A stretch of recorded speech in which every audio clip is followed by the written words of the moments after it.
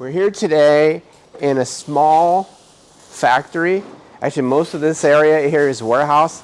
To take a look at a couple of quads, ATVs, UTVs. This company makes gas-powered vehicles as well as electric. And we're going to take a close look at this one today. We're also going to take it out for a spin. This is a four-wheel mini electric, this is a gas, but they have an electric one, UTV.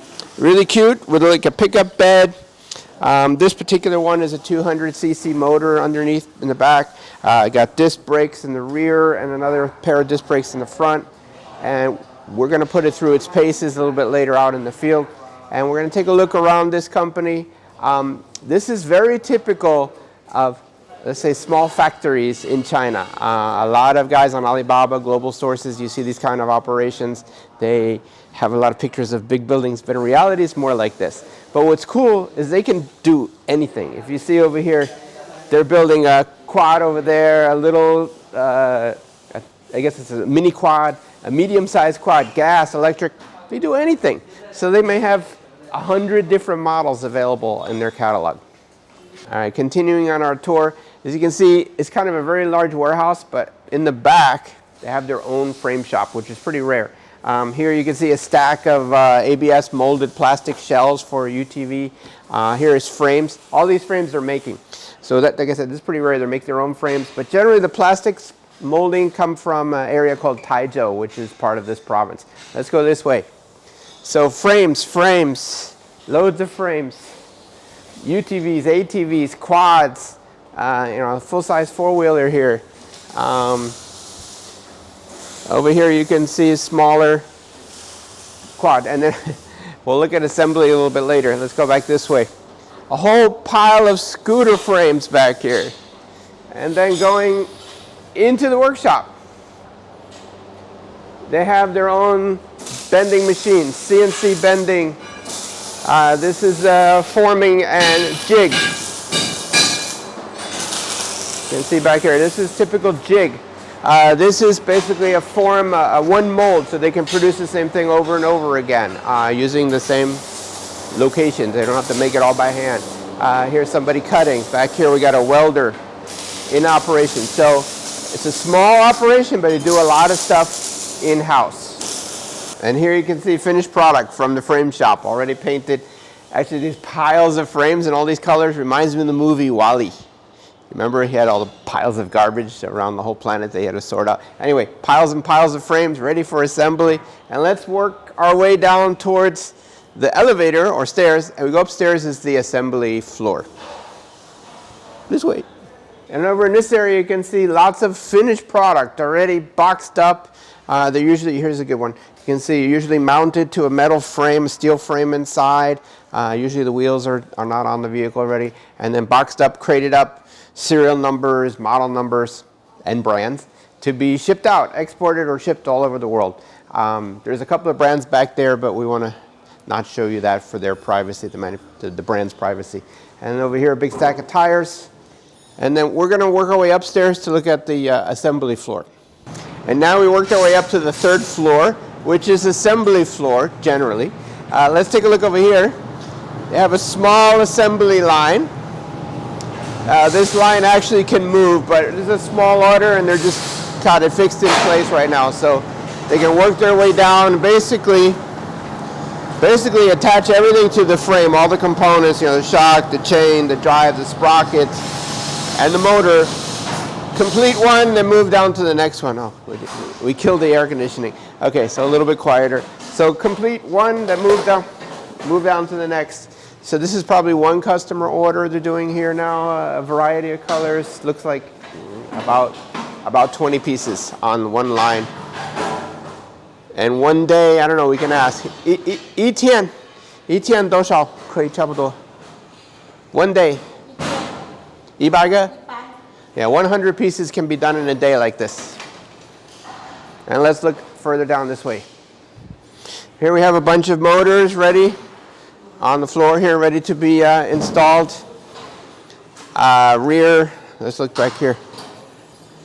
Rear suspension and drive shaft and brakes all in one, already pre-assembled, just ready to be mounted. And let's look further down.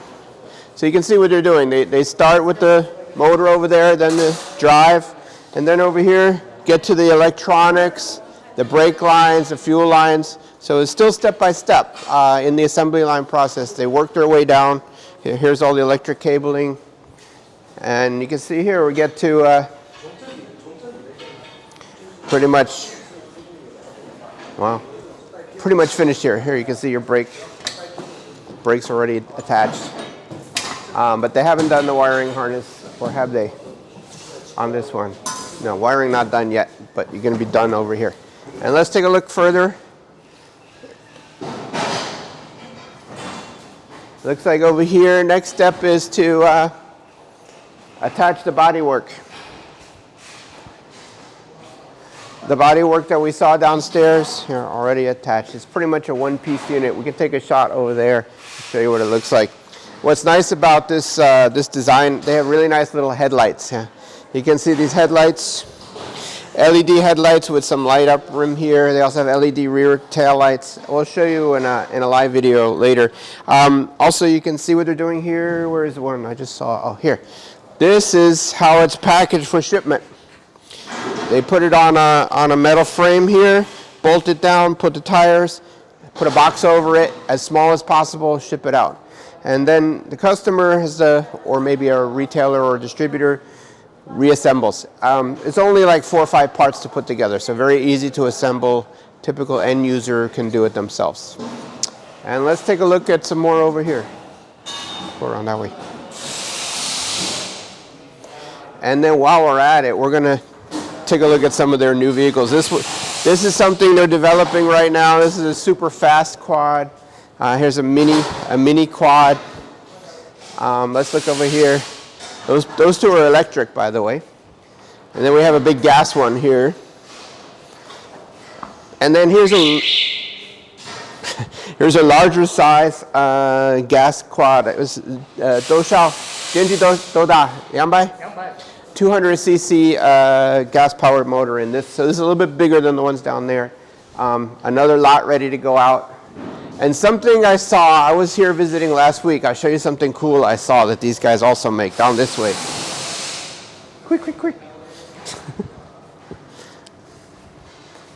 Okay, this is a two-wheel vehicle.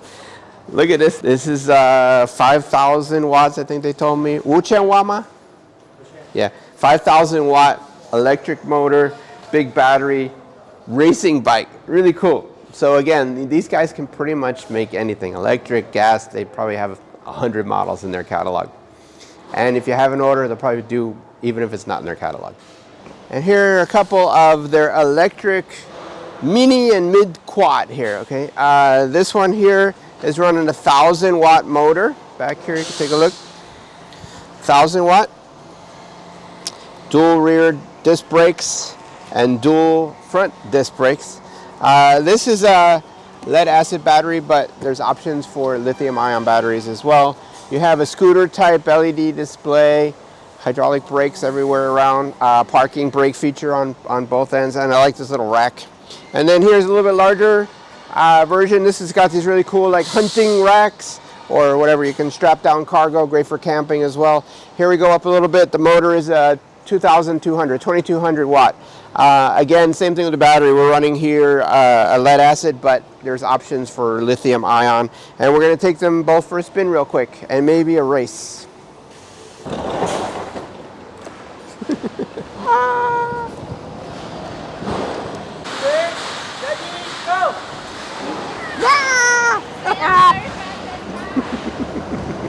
Okay. I think it's the driver. I bet you I can kick your ass. I kick your ass. Ready, go! Yeah! Faster! Oh, come on! What the fuck? Go!